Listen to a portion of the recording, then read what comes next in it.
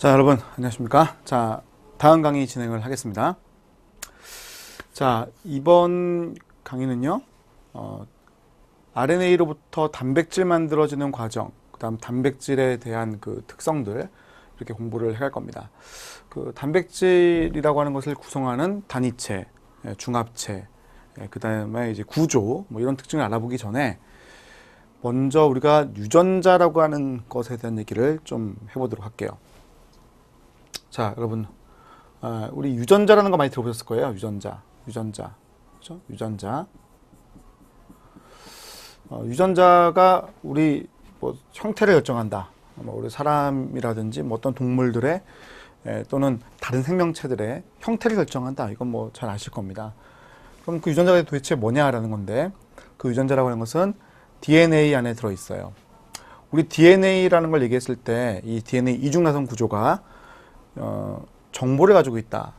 그 정보는 염기에 있다. 이런 얘기를 했는데, 그 염기라고 하는 것들이 약 한 1000개 정도의 글자로 이루어지는 단어라고 그랬죠. 자, 그게 바로 유전자입니다. 자, 그래서 DNA라고 하는 것에 여기 한 1000개 정도 되는 염기가 일렬로 쫙 이렇게 나열이 되어 있는데, 그게 유전자예요. 자, 유전자는 여기도 있고, 자, 그 다음 이제 의미가 없어요. 어떤 부분들 의미가 없고, 한참 가서 또다시 유전자가 나타나는 거예요. 유전자 A, 유전자 B 이런 식으로 여러 개의 유전자가 들어있는 거죠. 그럼 우리 사람의 DNA라고 하면 이게 이제 DNA 두 가닥이니까 두 가닥 DNA에서 두 가닥 DNA라고 하는 것이 매우 긴데 한 26억 개 정도, 26억 개 정도의 유클레오티드로 이루어져 있거든요. 자, 그 중에서 불과 한 2% 미만, 2% 미만이 유전자들이에요. 그 유전자라고 하는 것들이 듬성으로 떨어져 있다고 그랬는데, 그럼 그 26억 개나 되는 유클레오티드에서 한 1000개 정도씩 이렇게 떨어져 있는 건데, 유전자가 다 세보니까 한 2만 1000개. 2만 1000개. 그러니까 우리 사람은 한 2만 1000개 정도의 유전자가 있습니다. 그러니까 그렇게 많지 않은 거죠. 상당히 생각했던 것보다 적을 거예요. 그런데 이제 사람은 이 2만 1000개 유전자를 가지고 변형을 할 수가 있습니다.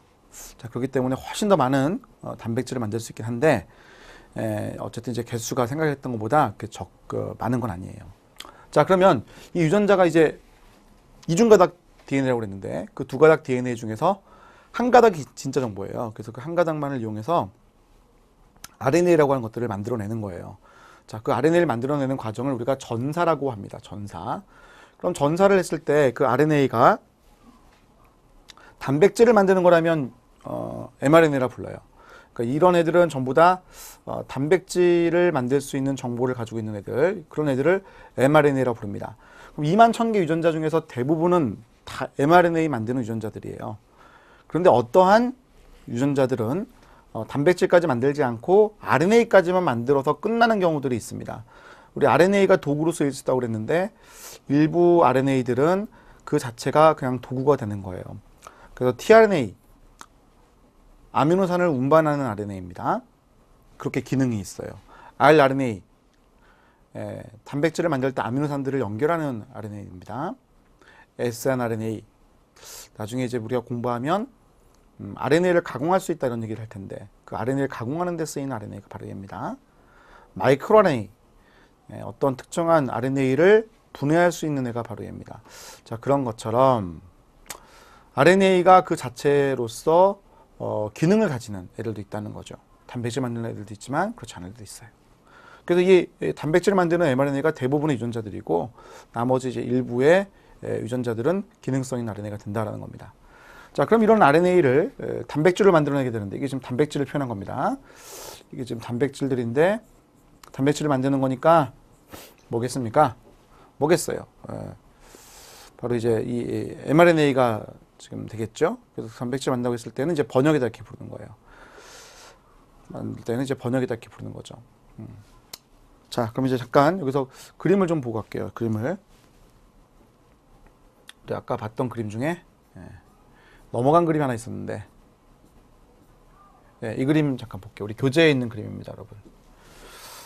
우리 교재에 있는 그림이죠. 23페이지입니다. 우리 교재는 지금 23페이지 얘기를 하고 있거든요. 22페이지 얘기 아래쪽에 하면서 이 3페이지 얘기를 제가 해드리고 있어요. 자, 보시면 DNA가 두 가닥으로 이루어져 있죠. DNA가 두 가닥입니다. 지금 가닥이 두 개인데 두 개 중에서 한 개만이 진짜 정보예요. 한 개만이 진짜 정보입니다. 그래서 지금 그림상으로 얘가 진짜 정보를 가지고 있는 가닥이고요. 밑에 있는 얘는 진짜 정보가 아닙니다. 그러니까 DNA 두 가닥 중에서 한 가닥만이 진짜 정보고, 얘를 이제 유전자 A라고 한번 가정해 봅시다. 그럼 유전자 A로부터 RNA가 만들어지는데 그때는 진짜 정보를 이용해서 만드는 거예요. 그럼 진짜 정보를 이용해서 만드는 거니까 자, 5' 대응되게 지금 만들어진 거거든요. 즉 DNA 두 가닥을 떨어뜨린 다음에 위에 가닥에 상보적인 뉴클레오티드를 붙이면 그게 바로 이 RNA가 되는 거예요. 말 어렵나요? 자, DNA가 두 가닥이 있을 때 DNA 두 가닥 중에서 한 가닥만이 진짜 정보입니다. 한 가닥은 안정화시키기 위해서 붙여놨을 뿐이에요. 이 그림상에서는 지금 위에 놈이 진짜 정보를 가지고 있는 겁니다. 그래서 어떻게 해요? 아래에 있는 가닥을 만들기 위해서 위에 거하고 상보조로 붙이는 거예요. 자, A라면 상보조로 붙는 게 U가 되는 거죠. C면 G가 되고요. C면 G가 되는 겁니다. 자, 이렇게 쭉 붙여나갔겠죠. 이게 바로 RNA입니다.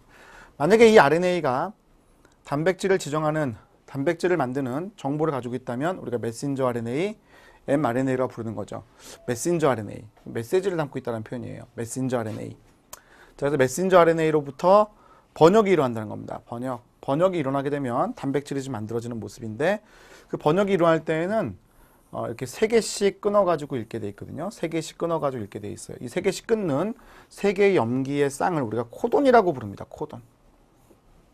그래서 mRNA에는 코돈이라는 것들이 들어있고, 그 코돈에 맞추어서 단백질들이 만들어진다라고 볼 수가 있는 거죠. 코돈에 맞추어서 단백질이 만들어진다고 볼 수가 있는 겁니다. 자, 코돈이라고 하는 것은 mRNA 상에 있는 3연기조. 그것이 단백질, 아미노산을 지정하게 되어 있다는 거죠. 왜 3연기조를 만들었냐면 이유가 있어요. 자, mRNA라고 하는 것의 유클레오티드의 종류는 4종류, A, U, C, G 유클레오티드. 단백질은 종류가 20종류의 아미노산이 있습니다. 20종류의 아미노 엑시드, 아미노산이 있거든요. 아미노 엑시드, 아미노산이 있습니다. 아미노산, 아미노 엑시드라고 부릅니다. 자, 그럼 이게 20개나 되기 때문에 요거 한 자리만 갖고 지정할 수가 없잖아요. 얘는 4종류밖에 없는데 여기는 20종류가 있으니까 한 자리 갖고 지정할 수가 없잖아. A, 야 이거는 아미노산 중에서 페닐알라닌이냐 이렇게 지정할 수가 없단 말이에요. 얘는 4종류밖에 없고 얘는 20종류가 있으니까. 그럼 조합을 만들죠. 두 자리를 합쳐, 두 자리를. 그러면 16개 조합이 만들어지죠. 16개도 역시 20개는 지정할 수가 없단 말이에요. 그래서 어떻게 해요? 세 자리를 하는 거야. 그러면 4 곱하기 4 곱하기 4는 64개의 조합이 만들어지죠. 그 64개의 조합이 뭐합니까? 아미노산 지정할 수 있다는 얘기입니다. 자, 여러분 뒤로 가보세요. 교재입니다. 교재. 요거부터 얘기를 해볼게요. 자, 이 그림을 먼저 얘기를 해볼게요. 요 그림 하고 필기부터 다시 볼게요, 여러분. 자, 이게 지금 코돈표라는 표예요. 코돈표.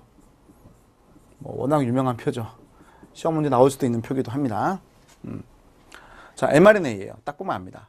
RNA입니다. U가 있잖아요. 보시는가 이게 U가 있잖아요. T가 없고 그리고 RNA이지. mRNA일 거예요.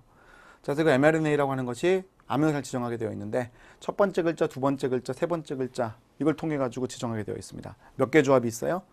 총 64개의 조합이 있죠. 그럼 64개의 코돈이 있는 거. 코돈표는 이게 64개의 코돈이 있는 거죠. 코돈이 있는 거예요. 근데 이게 몇 개를 지정한다고요? 아미노산을 20개를 지정하게 돼 있죠. 남겠네요. 64개니까 20개 지정하고 남잖아요. 그래서 실제로 이제 남으니까 어떻게 해요? 예. 어떤 것들은 다른 코돈인데 같은 아미노산을 지정하는 거죠. 여기 그림 보세요. 자, UUC 둘 다 뭐하고 있어요? 페닐알라닌이라는 아미노산을 지정한다는 거죠. 그러니까 64개나 조합이 나오기 때문에 어떤 것들은 지정을 할 때 중복돼 지정하는 것도 있는 것이 특징입니다. 그건 코돈표의 특징입니다. 자, 여기 보시면은 게시코돈, 이게 이제 처음 시작할 때는 무조건 이 AUG라고 그런 것부터 시작하게 돼 있어요. mRNA 서열이 쭉 있을 때 거기 그 mRNA에서 AUG라고 하는 서열이 나오면 여기서부터 시작하게 되어 있습니다. 그 시작하는 점이에요. 5'에서 3' 방향으로 mRNA를 읽었을 때 여기에 AUG라고 하는 것이 나오면 여기부터 시작해라 라는 겁니다. 그 다음부터는 이제 읽어 나가는 거죠. 자, AUG라고 하는 것은 게시를 하는 부분이기도 하면서도 메티오닌을 지정하게 되어 있습니다. 메티오닌은 아미노산이 지정되게끔 되어 있어요. 자, 그럼 메티오닌이 무조건 모든 단백질의 첫 번째 아미노산일 수밖에 없겠죠. mRNA 정보에 맞춰서 단백질이 만들어지는 건데 첫 번째 것은 전부 다 그럼 메티온 될 수밖에 없을 겁니다. 자, 그 다음 어떻게 해요? 3개씩 끊어가지고 하는 거죠. 3개씩 끊어가지고 가요. 자, 그리고 여기 빨간색 되는 거 보이십니까? 중지 코돈이라고 되어 있죠? 얘들이 나오면 끝나. 여기에 만약에 예를 들어서 UAA가 있어. 그러면 이제 코돈표를 쭉 분석을 하다가 여기서 끝난다 이렇게 되는 거예요. 자, AUG 다음에 만약에 CAU가 있다. 그러면 어떻게 이제 해석할까? 첫 번째 자리에 C, 두 번째 자리에 A, 그 다음에 U, 히스티딘에. 그럼 얘가 지정하는 건 누구예요? 히스티딘이야. 이렇게 하는 거예요. 알겠죠? 세 번째 자리에 CCA가 있어. 그럼 어떻게 할까? 첫 번째 자리에 C, 두 번째 자리에 C, 그 다음에 A 하면 프롤린이죠. 그럼 첫 번째 아미노산은 뭐예요?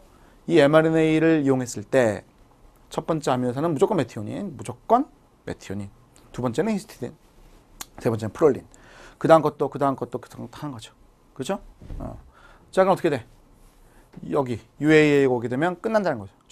종결 끝난다 이렇게 얘기를 하는 거예요. 자, 여러분 유전 암호 해석하는 거 어렵지 않은 거예요. 이 얘기 우리가 되게 자세하게 뒤에 가면 분자생물학에서 다룰 거거든요. 자세하게 다룰 거예요.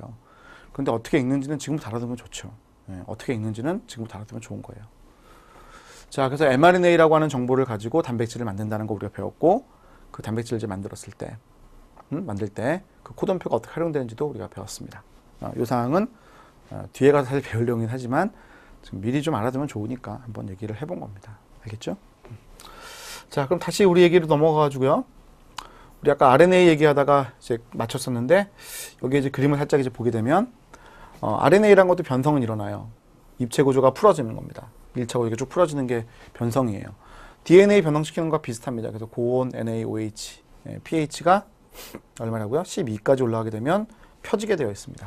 자, mRNA는 단일 가닥의 입체 구조를 가지고 있는 거죠. 단일 가닥이면서 입체 구조를 가지고 있어요. 그랬을 때 우리가 열을 가한다든지 NaOH 가해서 pH를 올려주게 되면 그러면 변성이 돼서 펴져 버립니다. 변성종을 제거하면 역시 똑같이 재생이 될 수는 있어요. 자, 이게 RNA죠. 자, RNA라고 하는 이 분자는 되게 약해요. 약하다. 깨지기 쉽다. 분해되기 쉽다.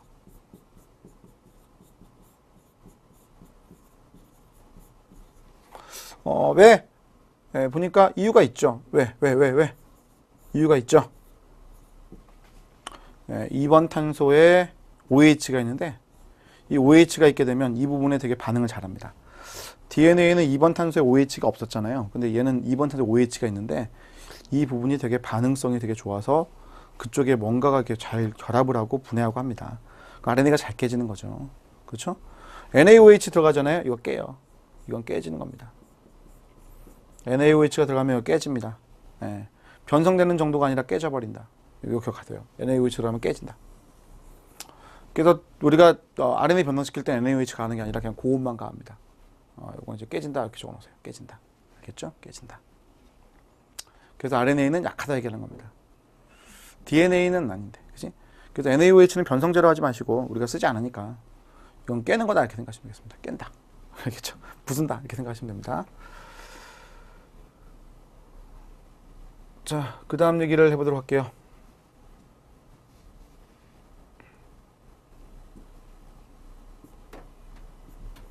자, 이제는 단백질에 대한 얘기로 다시 돌아가 봅시다, 여러분. 단백질에 대한 얘기 돌아가 봅시다. 여러분, 단백질 역시 중합체죠. 단백질 단위체가 있을 거예요. 아미노산. 그리고 중합체가 있겠죠. 그죠? 자, 그래 단백질에 대해서는 아미노산이라고 하나에 대해서도 할 얘기가 좀 많이 있기 때문에 제가 단위체인 아미노산을 볼 때 좀 더 몇몇 얘기들을 좀 해드리고 그 다음 중합체로 넘어가서 보겠습니다. 자, 먼저 아미노산이라고 하는 단위체를 보도록 할게요.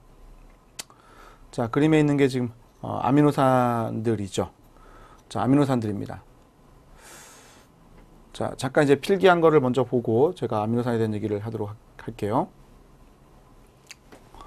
자, 우리 단백질이라고 하는 것은 단위체가 여러분 아미노산입니다. 아미노액시드 이렇게 AA 제가 약으로 적을 거고요. 자, 얘를 보게 되면 중앙에 탄소가 있어요. 이걸 알파탄소라고 불러요. 이걸 이제 알파탄소라고 부르고 명명한 겁니다. 알파탄소라고 명명하고 그 다음 양쪽에 보면 NH3 플러스 CO 마이너스가 있는데 이런 것들을 아미노기 카르복실기라고 불러요. 아미노기 카르복실기. NH3 플러스는 아미노기, COO-는 카르복실기. 그 다음 수소이온이 위에 하나 달려있고 하나가 또 밑에 달려있는 겁니다. 탄소는 우리가 보통 팔이 4개라고 얘기를 합니다. 그러니까 이렇게 결합하는, 공유결합할 수 있는 게 4개가 있는데, 그때 지금 보시면은 이런 모습이 나타난다는 거죠. 자, 생체내 모습 pH가 7.4일 때, pH가 7.2라고 보통 얘기합니다. 그 세포에서의 pH가 7.2 정도 되거든요. 혈액은 7.4고요. 7.2나 7.2 정도, 7.4 정도 됐을 때 상황인데, 자, 보면 항상 아미노기는 이쪽에 NH3 플러스이고 이쪽은 CO-가 되게끔 되어 있고요. 그 다음 이 밑에 부분이 달라요. 이 밑에 부분이 달라서 숙모 종류가 나눠지게끔 되어 있습니다. 숙모 종류가 있게끔 되어 있어요. 자, 그래서 크게 이제 둘로 나누게 되면은, 아미노산은 이 잔기의 특성에 따라서, 이 잔기의 특성에 따라 나누는 겁니다. 잔기의 특성에 따라서 극성과 비극성을 나눌 수가 있고요. 극성일 때 전하까지 띄어서 산성이냐 염기성이냐 이렇게 달라지게 되는 거예요. 산성이다 이렇게 하면은 어떻게 되는 거라고 했어? H 플러스가 나간다고 그랬죠? H 플러스가 밖으로 빠져나가게 되면은 전하가 음전하를 띠게 되는 거죠. 음전하를요. 반면에 염기성이라고 하는 것은 H 플러스를 받는 애예요. H 플러스를 받게 되면 어떻게 된다? 양전하를 띠게 되는 거죠.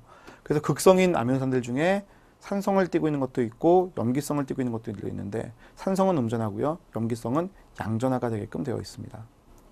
자, 비극성이라고 하는 것은 R그룹이 뭐 탄화수소이거나 링구를 가지고 있어서 비극성의 상태를 보이고 있는 거다. 이게 특징이에요. 자, 극성인 아미노산을 제가 기억으로 해가지고 여기 적어놨죠. 아스파라긴, 글루타민, 티로신, 세린, 트레오닌 이런 애들이 극성.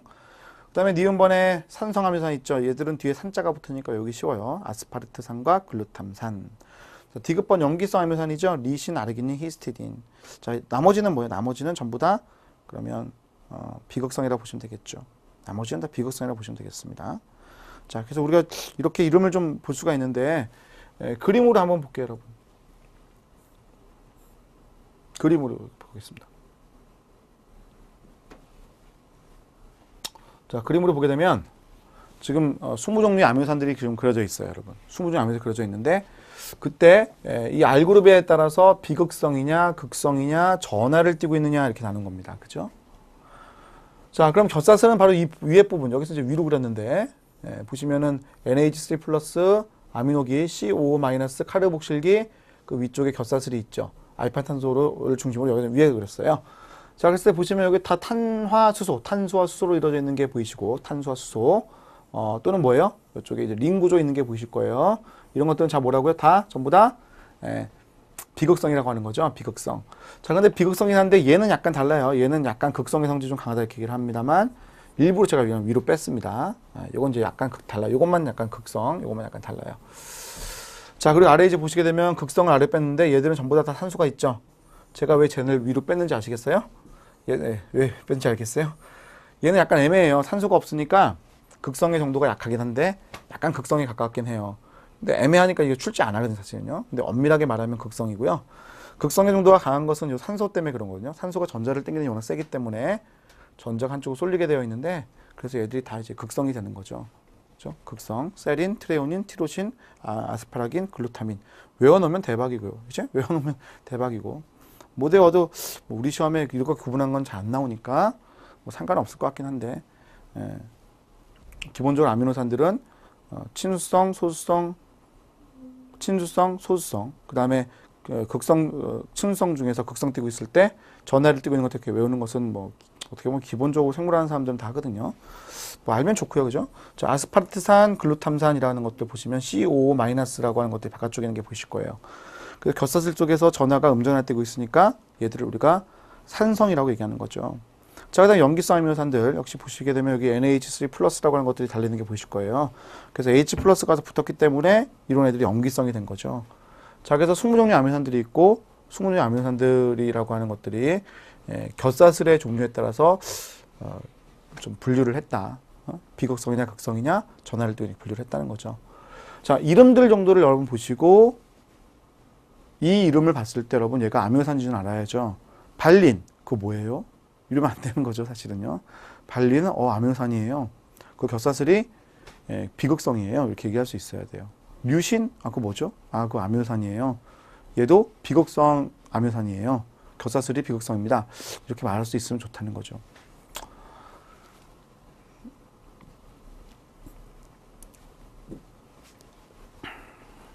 자, 양성전해질이다. 자, 중성용액입니다. pH 7. 내가 아미노산을 중성용액에 집어넣어요. 내가 비이커를 준비해 가지고요. 이 비이커를 pH 7짜리 용액으로 만들고 여기다 아미노산 집어넣어요. 그때 이런 모양 가져요. NH3 플러스 CO 마이너스. 알겠죠? 그래서 우리가 양성이온이라고 얘기한 거예요.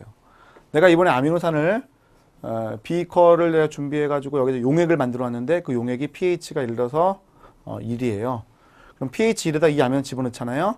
그러면 pH는 1이 됐을 때 H 플러스가 많다고 그랬어요. H 플러스가 많기 때문에 H 플러스가 더 붙으려고 하는데 나 어디에 염기성이네요. 염기성 여러분 14로 합시다. 바꿉시다. 염기성 용액이니까 pH 14. 그럼 H 플러스가 별로 없다는 거죠. 이건 거꾸로. H 플러스를 내놓으려고 할 거예요. 나 누가 내놓을까? 내가 내놓을게. 내가 어차피 NH3 플러스였으니까 수소이온 하나 많잖아. 내가 내놓을게. 이렇게 되는 거죠. 자, 그러니까 어떻게 돼요? 전하가 음전하가 되게끔 되었죠. 아미노산이라고 하는 것들은 산성용에 들어가게 되면 음전하로 바뀌게 됩니다. 반대로요. 염기성에 들어가게 되면 H 플러스를 내놓게 되어 있습니다. 자, 그래서 음이온화가 되는 거죠. 자, 이번 산성용액입니다. 자, 산성용액. 자, 산성용액은 어떻게 돼요? pH가 1이라고 그랬죠? 그럼 여기 H 플러스가 별로 없는 상황이라고 그랬어요. H 플러스가 별로 없는 상황입니다. 자꾸 헷갈리네요. 산성이 자꾸. 산성이라고 하는 건 항상 왼쪽에다 보니까 이게 그림이 반대여가지고 헷갈리네요.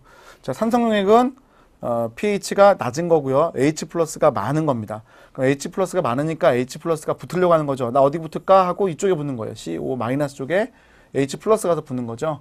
자, 그럼 어떻게 돼요? 양이온화 되는 거죠. 양이온화 되는 겁니다. 그래서 아미노산이라고 하는 것은 산성 용액에 들어가게 되면 양이온화 되는 거고요. 염기성 용액에 들어가게 되면 음이온화 되는 거예요. 자, 그래서 아미노산이라고 하는 것은 전하가 바뀔 수가 있어요. 뭐에 따라서요? pH에 따라 바뀐다는 거죠. 자, 이 내용이 여러분 잘 안 다가올 수도 있어요. 안 다가올 수가 있는데 이것만 기억하자고요. 단백질 또는 아미노산은 pH에 따라 전하가 바뀔 수 있다. 이거는 아시면 되겠습니다. 이걸 아시면 돼요. 자, 그 다음 이제 펩타이드 결합은 이제 다음 그림에서 보면 되니까요. 그 다음 그림으로 설명을 드릴게요. 자, 필수 아미노산은 좀 이따 얘기할게요. 자, 이건 방금 말씀드린 내용이네요. 그죠? 필기를 해놨네, 이 친구가. 자, 보시면요. 이 친구가 참 열심히 했어요. 자, 아미노산의 전하값이 있는데 중성 수용액 pH가 7.4라 했죠. pH 7이라도 상관없습니다. pH 7.2라고 상관없고요. 자, 이런 중성 용액이 있는데 산성 수용액에다 넣었다는 거죠. 저는 항상 왼쪽에다가 산성을 줬거든요. 그래서 H 플러스라고 하는 것이 많잖아요. 이게 많아요. 자, 이게 많기 때문에 H 플러스가 가서 붙는 겁니다. 여기 가서 붙었죠. 자, 그러니까 어떻게 했습니까? 양이온을 띠게 되었죠. 즉 산성 수용액에 아미노산이 들어가게 되면 양전을 띠게 되는 거고, 염기성 수용액 H 플러스가 별로 없다는 얘기입니다. 그러니까 빠져나와야 되는데 여기서 빠져나올 수 있다는 거죠. 여기서 H 플러스가 밖으로 빠져나온다는 겁니다. 그러니까 어떻게 돼요? 음전하를 띠게 된다는 거죠. 자, 그래서 아미노산이라고 하는 것은 pH에 따라 어떻게 된다? 전하가 바뀔 수 있다. 요거 기억하자는 겁니다. 자, 이렇게 해서 우리가 그 아미노산에 대한 얘기를 이제 해보았어요. 아미노산 20종류가 있고 그 구조적인 특징이 있는 거였는데 그걸 좀 잘 기억하시고 그 다음 이제 약간 어려운 얘기지만 pH에 따라 전하가 바뀔 수 있다는 얘기를 해봤어요. 아미노산을 구성하는 것은 단백질이니까 단백질도 당연하게 pH가 바뀌게 되면 전하가 바뀌게 되는 거고요. 자, 단백질에 대한 이제 중요한 얘기가 바로 이 얘기예요. 앞에 얘기보다 이게 더 중요한데. 자, 단백질이라고 하는 것은 복잡한 구조를 역시 만드는 게 특징인데, 우리 단백질 만드는 게 mRNA 정보에 따라서 만든다고 그랬습니다. 첫 번째 아미노산은 메티오닌. 그럼 메티오닌부터 시작을 해가지고요. 여기 메티오닌부터 시작해가지고 아미노산이 쭉 붙었는데 이것은 뭐예요? mRNA에 있는 정보의 순서대로 다 붙은 거겠죠? 정보의 순서대로 쭉 붙은 거예요. 자, 그래서 단백질들이 결합을 할 때 펩타이드 결합이라는 것이 일어나가지고 옆으로 쭉 붙었거든요. 자, 펩타이드 결합이 어떻게 일어나는지부터 한번 잠깐 보고 갈게요. 펩타이드가 어떻게 일어나는지부터 보고 갈게요. 자, 여기 볼게요. 이 그림을 보고 다시 갑시다. 자, 여기 아미노산이 보이시죠? 요게 이제 아미노산이야. 요게 아미노산이지. 이게 아미노산이에요. 보이십니까? 여기 아미노산이지. 자, 그래서 두 개의 아미노산이 있는데 COOH와 NH2 또는 CO-와 NH3 플러스 이렇게 해도 괜찮고, 자, 이들 사이에 역시 물 만들어지죠. 탈수 축합 반응이에요. 그래서 이 둘이 연결되죠. 이게 바로 펩타이드 결합입니다. 펩타이드 결합. 자, 그러면 입체구 형성한다고 했을 때, 자, 얘들은 1차 구조, 첫 번째 나타나는 구조 1차 구조, 두 번째 나타나는 구조 2차 구조, 3차 구조, 4차 구조. 자, 1차, 2차, 3차, 4차 이렇게 표현한 것은 생물학에서는 시간적 순서에 따라 표현하는 겁니다. 자, 단백질이 입체 구조 만들어갈 때 1차 구조의 모습인데, 1차 구조는 아미노산들이 일로 붙어 있는 구조를 우리가 1차 구조라고 불러요. 그래서 1차 구조라고 하는 걸 했을 때 여기 아미노산 한 개, 여기 한 개 이렇게 붙어 나간다는 거죠. 밑에 겹사슬리는 걸 표현한 것 같아요. 자, 그래서 유전 정보에 따라서 아미노산이 서열 결정이 되는데, DNA에 있는 정보가 RNA로 만들어졌었고, RNA 정보가 폴리페스로 만들어질 때 연결되는 모습이 나타난다라는 거죠. 첫 번째 아미노산은 메티오닌이었죠. 우리 아까 그 코돈표 분석했을 때 두 번째 게 뭐였다? 그 히스티딘이었던가? 그지? 세 번째 게 프롤린이었던 것 같은데. 자, 그런 식으로 쭉쭉 연결되는 거예요. 그때 펩타이드 결합에 의해서 붙어 나간다라는 게 특징이라는 거죠. 이해가십니까? 네. 자, 그러면 펩타이드 결합에 의해서 이렇게 쭉 붙어 나가는 일렬 구조를 만드는 것이 입체 구조, 첫 번째 입체 구조예요. 자, 그러면 그 다음번에 어떻게 될까요? 그 다음번에는요. 그 다음번에는 2차 구조가 만들어지는데, 자, 요 그림 설명을 좀 드리고 앞으로 다시 갈게요. 자, 2차 구조라고 하는 것은 두 번째 나타나는 구조예요. 두 번째 나타나는 구조. 그 두 번째 나타나는 구조가 알파나선 구조일 수도 있고 베타병풍 구조일 수도 있는 겁니다. 부분적인 구조물 알파나선, 베타병풍. 그래서 알파나선 구조를 이룬다는 것은 바로 이와 같이 이룬다는 건데, 수소결합이 이런 링 구조, 이런 나선의 구조를 유지를 하다 보니까 수소결합이 아랫방향, 윗방향으로 연결되게끔 되어 있어요. 자, 그래서 이게 유지를 하는 건데, 이 수소결합이 왜 생기는 거냐면 펩타이드 결합 때문에 생기는 거예요. 자, NH3 플러스 CO 마이너스 펩타이드 결합이 있고요. 그 다음 내려왔습니다. 그때 다시 NH3 플러스가 있을 텐데, 이 산소하고 수소 사이의 결합이 일어난다는 거지. 자, 이것을 우리가 수소결합이라고 표현하는 거고, 나선 형태를 유지하는 거예요. 자, 베타병풍입니다. 베타병풍은 이렇게 펴져 있는 형태를 말하는 건데, 역시 마찬가지 뭐가 있어요? 수소결합이 일어나고 있다는 거죠. 수소결합이 일어나는 거죠. 2차 구조는 수소결합이 유지되는 겁니다. 자, 이렇게 만들어지는 것이 2차 구조예요. 자, 그럼 2차 구조를 만들게 되면 이와 같은 모습인데, 지금 보시면은요, 알파나선 구조, 베타병풍 구조, 베타병풍 구조. 이런 것들이 부분적으로 만들어진다는 거죠. 단백질의 입체 구조를 만들기 위해서 부품들을 만드는 것 같다 이렇게 생각하시면 되겠습니다. 알파나선 구조와 베타병풍 구조가 만들어지는 거예요. 자, 그러면 이제 앞으로 좀 가볼게요, 다시요. 이 그림을 이제 한번 좀 보고 다시 한번 얘기를 해볼게요. 자, 여러분. 우리는 1차 구조라는 걸 아까 만든다는 얘기를 했었어요. 1차 구조를 만든다고 했었죠.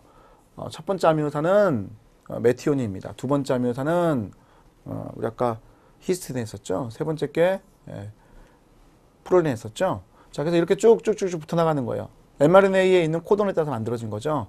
제일 앞에 있는 것은 아미노 말단이 있는 거니까 M말단이라고 그랬었고, 제일 마지막에 있는 것은 카르복실리 말단이 있기 때문에 C말단이라고 적어요. 즉 펩타이드 결합을 하게 되면 제일 앞쪽은 M말단, 제일 뒤쪽은 C말단이거든요. 자, 그랬을 때 이러한 그 1차 구조에서 부분적으로 2차 구조가 만들어진다는 얘기입니다. 그럼 내용을 보게 되면 베타병풍 구조라든지 또는 알파나선 구조가 만들어지는 거예요. 그럼 이런 애들이 자, 여기에 알파나선 구조가 들어가 있다, 베타병풍 구조가 있다, 이런 식으로 서로 접혀 있는 구조가 또다시 붙게 되어 있어요.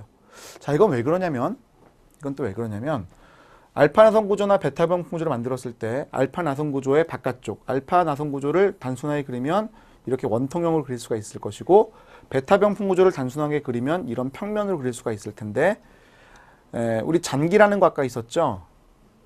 잔기라는 것, 비극성, 극성, 산성, 염기성, 전하를 띈 것, 이러한 잔기들이 이 바깥쪽에 위치를 다 하게 되거든요.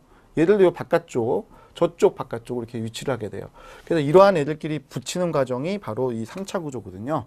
그래서 알파나선 구조가 들어가 있다, 베타병풍 구조가 들어가 있다라는 것들인데, 이런 애들이 서로 접히고 어우러지는 모습 나타나는 게 3차 구조입니다.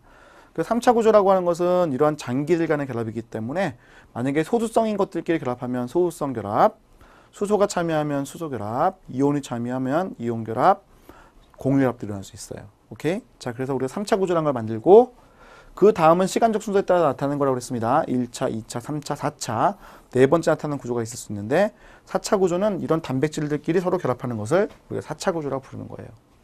이해가세요?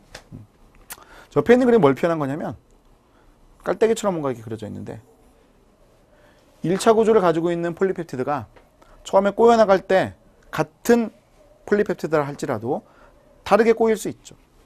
다르게 꼬일 수 있죠. 자, 그래서 알파네선과 베타 병풍이 막 이런저런 데서 막 만들어질 거예요. 그런데 같은 폴리펩티드라면 결국은 내가 가장 안정된 형태가 뭔가가 정해져 있거든요. 가장 안정된 형태가 뭔가가 정해져 있기 때문에 점점 뭐요? 깔때기 모양처럼 한 점에 모이는 것처럼 보인다는 거죠. 즉 처음에 접힐 때에는 다양한 모습이다 할지라도 접었다가 풀었다를 반복하면서 결국은 그 모양새를 만든다는 거예요. 그래서 시간적인 순서에 따라서 나타날 수 있는 형태의 다양성을 표현한 건데 형태의 다양성이 점점 줄어들면서 결국은 한 점으로 줄어든다는 거죠. 결국은 똑같은 모양새를 만듭니다. 즉 폴리펩티드가 같다면 다 똑같은 모양인 거야. 여러분 헤모글로빈 들어봤습니까? 우리 적혈구 안에 들어있는 헤모글로빈 단백질. 그 단백질은 전부 다 똑같은 모양이야. 왜? 같은 폴리펩티드니까 다 똑같은 모양인 거지. 여러분 닭발 좋아해요? 거기에 닭발 왜 먹어요? 맛있으니까? 피부에 좋으니까? 뭐 이런 얘기도 하죠. 거기 콜라겐이라는 단백질이 많이 있어요. 그 콜라겐 섭취를 많이 하면 좋다. 왜냐면 이제 그것도 우리 몸을 이루는 피부를 이제 좋게 하는 이런 성분이에요. 비타민 C를 먹는 이유도 콜라겐이라는 걸 잘 만들기 위해서 먹는 거거든요. 자, 그럼 그 콜라겐이라는 단백질이 우리 몸에 되게 많을 텐데 그 콜라겐이라는 단백질 전부 다 똑같은 모양을 하고 있다는 겁니다. 1차 구조를 가지고 있다가 시간적인 순서에 따라서 2차, 3차 구조를 가져갈 때 점점 복잡해진다는 거죠. 오케이? 하지만 항상 똑같은 모양새가 나오는 거예요.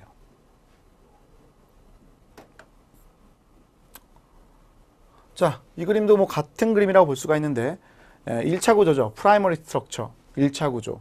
아미노산 1번, 2번, 3번, 4번 순서에 붙었다는 얘기입니다. 세컨더리 스트럭처 2차 구조라는 얘기죠. 아미노산들이 쭉 연결되어 있는 모습. 자, 터셔리 스트럭처 이거 3차 구조라는 얘기거든요. 서드라고 하지 않고 우리가 터셔리라고 부르는데 자, 3차 구조라고 하는 것들이 좀 복잡하게 모이는 그림이에요. 이 그림 딱 보니까 이거 헤모글로빈 그림입니다.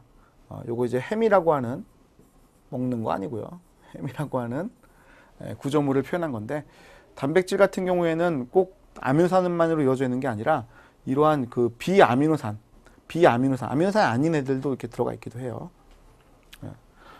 우리 철분 영양제 먹는 거 이유가 뭐예요? 적혈구 안에 있는 헤모글로빈 분자의 햄에 그게 철이 들어가 있기 때문에 그런 거잖아요. 그래서 그 철분을 먹어가지고 보충하려고 하는 거잖아요. 자, 이거 이제 그림 이해 가세요, 이거? 우리 그림 이해 가셔야 되는데. 자, 그 다음 거 한번 얘기를 해볼게요. 3차 구조입니다. 그 다음 거 얘기해 볼게요. 3차 구조. 벌써 얘기한 거야. 알파선 구조와 베타 병풍 구조를 포함해서 접히는다라는 겁니다. 여러분 제가 강의하는 스타일이 약간 여러분들한테 반말 섞을 때도 있는데 그건 이제 일부러 그러는 걸 생각해 주시고요. 약간 친근감의 표현하고 생각해 주셔서 너무 감사하고 또는 여러분 좀 기억 좀 잘 하시라고 약간 다그칠 때도 있고 그래요. 그래서 약간 반말 섞을 때도 있는데 인성이 나빠서 그런 건 아니니까 용서해 주시고. 자, 알파선 구조와 베타 병풍 구조가 있는데 얘들이 접힌다는 거죠. 그죠? 자, 그때 장기간의 결합을 하는 거예요. 아까 말씀드렸죠. 알파선 구조라고 하는 것이 있을 때 바깥쪽 쪽에 뭐가 있어요? 장기가 있고 베타 병풍 구조가 있을 때 역시 바깥쪽에 잔기들이 있는데 그들 간의 결합이 일어나는 거예요. 자, 그럼 소수성 결합도 있을 수 있고 이온 결합도 있을 수 있고 수소 결합도 있을 수 있고 공유 결합도 있을 수 있는데 그 공유 결합을 할 때는 시스테인과 시스테인이라는 아미노산들끼리 결합을 하기 때문에 이황화 결합이라는 표현을 씁니다. 요 말 여러분 이황화 결합을 좀 기억해 주십시오. 이황화 결합. 자, 이게 지금 시스테인 제가 그림을 그려놓은 거예요. 시스테인 그림을 그려놓은 겁니다. 맨 마지막에 황이 있죠. 황이 있어요. 황 있잖아. S가 황이에요. S가 이거 황입니다. 황. 그러면 시스테인과 시스테인끼리 결합한다고 했으니까 이쪽에서 CH2SH가 이쪽에서 빠져나오고 CH2SH가 빠져나와서 이들 사이에 뭐예요? 결합이 좀 일어난 모습이죠. 그래서 황 둘이 붙었으니까 이황화 결합인 거예요. 자, 이게 공유결합으로 붙어 있다는 거죠. 둘이 전자를 공유합니다. 이게 왜 중요하냐면, 자, 우리 단백질이라는 것이 있다고 했을 때 단백질이 여기 이렇게 쭉 있다고 생각해 보자. 이쪽에 시스테인이라는 걸 넣어놨어. 제가 시스테인 약으로 이렇게 적습니다. 시스테인을 넣어놨어. 이거 이제 접혀. 알파형 구조, 베타형 구조 막 접혀. 그래서 어떻게 막 구조를 막 이뤘을 거야. 어떻게 막 해가지고 막 꼬여가지고 뭐 어떻게 딱 끝났어. 그런데 얘네 둘이 정말 재밌게도 옆에 있는 거야. 단백질은 같은 폴리펩티드라면, 같은 폴리펩티드 단백질이라면 얘도 어떻게 돼요? 접혀나간다고 했을 때 항상 똑같은 모양새가 된다고 그랬죠? 그거를 확인하는 작업이라고 생각하면 좋겠습니다. 이화결합이라고 한 것이 딱 만들어질 때 활용 정점 찍듯이 끝난 거거든요. 잘 만들었다라고 하는 거예요. 시스테인과 시스테인 여기다 딱 위치시켜 놓고 얘들은 접히면 언젠가는 같은 위치쯤에 오게 돼. 그러면 같은 위치쯤 왔어? 그러면 더 이상 가역적으로 왔다 갔다 하지 말고 끝내라. 접히고 끝내라 라는 겁니다. 그럼 시스테인 간의 공유랍 일어나면서 종결, 끝 만들어주는 거야. 그럼 단백질의 형태가 제대로 만들었다 이렇게 보는 거죠. 그래서 모든 폴리펩티드가 어떻게 돼요? 똑같은 모양새를 항상, 네? 같은 폴리펩티드라면 항상 갖게끔 되는 것이죠. 이해가세요? 무슨 말인지 이해갑니까? 자, 어떠한 단백질은 3차 구조까지 와서 끝나는 것들도 있고요. 어떠한 단백질은 4차 구조까지 가는 것도 있습니다. 산소를 운반한다. 여러분이 아시는 것은 헤모글로빈. 자, 그런데 근육에도 산소를 운반하는 애가 있습니다. 그래서 근육에 있으면 미오글로빈이라고 불러요. 미오라는 표현은 근육이라는 표현이거든요. 글로빈은 산소를 운반하는 애들이고요. 미오글로빈은 근육에서 산소를 가지고 운반하는 애예요. 산소를 보유하고 있는 애고, 헤모글로빈은 이건 혈액이란 말입니다. 헤모. 그래서 혈액에서 산소를 운반하는 애가 헤모글로빈입니다. 그래서 미오글로빈이라고 하는 애는 3차 구조까지만 가지고 있는데, 헤모글로빈이라고 하는 애는 4차 구조까지도 가는 거예요. 자, 이화결합은 생체 내에서 자발적으로 형성되는 것이고 가까울 때 형성을 한다는 거죠. 그래서 뭐 이 위치하고 이 위치에 시스테인을 넣었을 때 이렇게 이제 위치를 해서 붙는다 이런 얘기를 한 거고, 4차 구조에 대한 얘기를 해보자면, 자, 4차 구조라고 하는 것은 3차 구조를 가지고 있는 폴리펩티드 간의 결합을 하는 거예요. 3차 구조까지 다 만들고 폴리펩티드 간의 결합을 하는 것이 4차 구조입니다. 자, 그래서 그림 보면은 이런 모양새가 이제 둘이 결합한다는 거죠. 그렇죠? 자, 약한 결합들이 주로 쓰입니다. 하지만 공유결합도 있을 수 있어요. 공유결합도 가능합니다. 주로 약한 결합 쓰이지만 이화결합, 공유결합 쓰일 수 있어요. 알겠죠? 이화결합 쓰일 수 있어요. 가능합니다. 많이 안 써서 그렇지. 자, 그래서 4차 구조 가지고 있는 단백질이 있습니다. 헤모글로빈, 피로부산 탈수소 요소. 어렵다, 그지? 우린 요거를 더 요즘 많이 얘기해. 콜라겐. 자, 그러면 3차 구조를 가진 다음에 결합을 할 때 이렇게 서로 다른 모양새끼리 결합할 수도 있지만 같은 것끼리 결합하는 경우도 있어요. 같은 것끼리 결합하는 경우도 있습니다. 자, 그러면 우리가 이제 표현을 할 때 이렇게 얘기한다는 거죠. 자, 여기 보세요. 자, 유전자가 있어요. A, B, C가 있네. 얘들 전부 다 이제 RNA를 만들어. 자, 그래서 어떤 경우는 이제 tRNA 만들었어. 그러면 이 tRNA라고 하는 것은 자기 스스로의 어떤 기능이 있죠. 아미노산 운반한다. 이거죠. 이거는 아미노산 운반하는 기능이 있어. 아미노산 운반하는 애야. 하고 그냥 얘는 치워요. 저쪽으로 빼버려. 자, mRNA라고 하는 것들이 있어요. 얘들은 뭐예요? 단백질까지 만들어요. 번역을 하죠. 그럼 번역을 하게 되면 폴리펩티드, 아미노산들의 중합체, 폴리펩티드 만들어지고요. 그 다음 그 폴리펩티드끼리, 폴리펩티드가 어떻게 돼요? 막 꼬이죠? 입체 구조를 만들어. 1차, 2차, 3차. 그럼 3차 구조를 만들었죠. 이건 3차 구조의 폴리펩티드. 자, 그럼 3차 구조의 폴리펩티드끼리 서로 다른 놈끼리 결합을 하게 돼. 그럼 우리가 이거 뭐라고요? 2형 2합체. 다른 형태끼리 결합했으니까 2형이죠. 2개 붙었으니까 2합체. 3개 붙으면 2형 3합체. 4개 붙으면 2형 4합체. 어떤 것들은 같은 것끼리 붙을 수도 있어요. 그럼 같은 것끼리 붙으니까 동형이죠. 동형 2합체. 3개 붙어서 동형 3합체. 동형 4합체. 헤모글로빈이라는 단백질. 자, 헤모글로빈 단백질은 같은 것끼리 붙는데 2개는 같은 거고 2개는 다른 거거든요. 헤모글로빈은요. 그럼 헤모글로빈이라고 하는 것은 헤모글로빈은 알파2, 베타2라고 그래가지고 같은 것 2개끼리 2개씩 4개가 붙었거든요. 그럼 뭐라고 부를까? 2형 4합체. 아까 또 뭐가 있다고? 콜라겐? 네. 콜라겐은 같은 것끼리 3개 붙어. 이거 뭐라고 부를까? 동형 3합체 이렇게 불러요. 알겠지? 동형 3합체. 자, 이렇게 해서 우리가 단백질이라고 하는 것들을 봤는데 그 단백질이라고 하는 것들이 2형 4합체를 이루거나 동형 3합체 뭐 이런 것들을 이루면서 폴리펩티드끼리 결합할 수가 있으면 이걸 우리가 4차구 단백질이라고 부르는 거예요. 자, 이번엔 변성이라는 걸 한번 얘기를 해볼까요? 자, 변성은 단백질의 경우에는 3차 구조가 1차 구조로 풀어지는 걸 말해요. 뭐하고 똑같아요? 네, RNA하고 똑같은 얘기죠. 자, 온도가 고온이거나 HCl 가게 되면 이건 이제 pH가 오히려 낮은 겁니다. pH 1 또는 pH 2 그럼 풀어져 버리는 거야. 단백질 변성은 pH가 낮은 거를 이용해서 푼다는 것을 아시면 되겠습니다. 역시 마찬가지 변성률이 제거되면 재활화되는 겁니다. 자, 생체 내에서 단백질들은 샤페론인의 도움을 받아서 접히는 게 잘 될 수 있어요. 무슨 말이냐면 샤페론이 이런 통이에요. 통. 이 통에다가 1차 구조를 가지고 있는 폴리펩티드, M말단부터 C말단까지 있는 이 1차 구조 폴리펩티드를 집어넣어요. 그럼 이 안에서 접히게 되는데 그때 이제 다른 애들의 방해를 안 받죠. 단백질이 잘 접히기 위해서는 어떤 환경이 다른 것들도 분리되는 게 좋아. 왜냐면 접혀나가는 가운데 다른 애들이 막 들러붙으면 이상하게 접혀버리니까 그 접히는 거를 잘하기 위해서는 이런 통 속이 좋다는 거예요. 자, 그래서 샤페론이라고 부르는 애가 있는데 그 통이에요. 통 이름. 그 안에 들어가서 잘 접힌다는 거죠. 자, 샤페론이라고 하는 것이 안정적인 어떤 환경을 제공한다고 했죠. 그죠? 샤페론 자체가 무슨 일을 하는 건 아닌데 환경을 제공하는 거예요. 세포에서 폴리펩티드 잘못 접해요. 그럼 병 걸릴 수 있는 거예요. 알츠하이머, 파킨슨병. 무시무시하네요. 자, 변동시킬 때 이런 걸 처리할 수도 있어요. 베타 머르케타 에탄올이라는 걸 처리합니다. 베타 머르케타 에탄올 처리하게 되면 이황화 결합이 깨지거든요.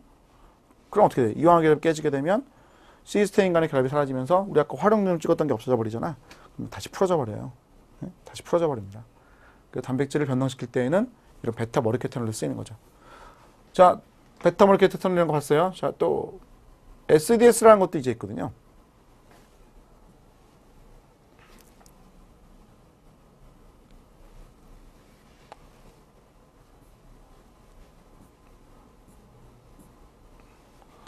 자, 여기 보시면요. SDS라는 것도 이제 있어요. 자, 보시면요. 고온.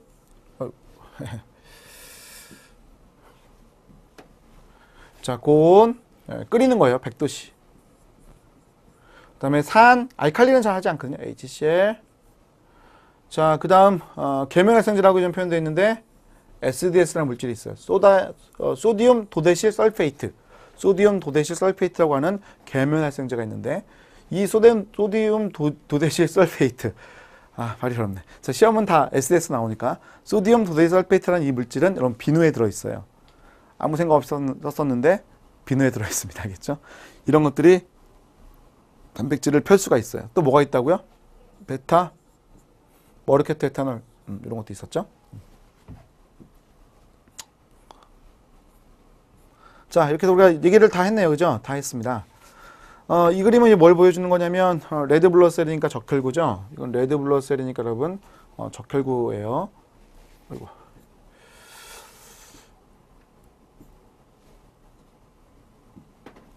레드 블러드 셀이니까 이건 적혈구예요. 적혈구. 적혈구 안에 헤모글로빈이 있어요. 무려 2억 5천만 개나 있습니다. 자, 2억 5천만 개에 해당하는 헤모글로빈 단백질을 여기서 표현해 줬는데 4차구 단백질이에요. 알파라는 것이 2개가 있고 베타라고 하는 것이 2개가 있습니다. 각각의 폴리펩티드, 알파 폴리펩티드와 베타 폴리펩티드는 이 가운데 부분에 햄이라고 하는 것들을 가지고 있고 그 햄 내부에는 요 철이 들어있습니다. 아이런, Fe. 이제 철분연제 먹는 이유라고 그랬어요. 자, 그럼 알파가 2개, 베타가 2개니까 어쨌든 다른 것들끼리 결합을 했으니까 2형 사합체라고 부른다는 거죠. 그렇죠? 이해가요? 자, 다음 그림. 이거는 무시하셔도 괜찮겠습니다. 단백질끼리 결합하는 모습을 표현했습니다. 단백질끼리 서로 다른 것들이 결합할 수도 있습니다. 자, 여러분 이렇게 해서 제가 이제 단백질에 대한 얘기를 해봤는데 단백질이라고 하는 것이 상당히 중요한 분자거든요. 우리 체내에서 정말 중요한 분자예요. 얘들이 여러 가지 일들을 많이 하기 때문에 어떻게 생겼는지 꼭 잘 아셔야 되고 특징들을 좀 잘 기억하셔야 됩니다. 특히 이제 우리가 앞에서 얘기했던 게 그 유전자로부터 전사가 되고 번역이 되는 얘기를 했었는데 그 내용은 뭐 무지무지 중요한 내용이고요. 사실은요. 우리가 나중에 분자생물학에서 자세하게 다룰 내용 중에 하나이고 암에서 하나의 특징들이 있었는데 그 내용 잘 기억해 주시고요. 자, 그 다음 단백질의 구조를 이룰 때 그 특징이라는 게 있잖아요. 그거를 좀 기억해 주십시오. 자, 용어들 중심으로 잘 기억해 주시면 좋겠습니다. 자, 이렇게 해서 단백질에 대한 얘기를 마치도록 하겠습니다. 수고하셨습니다.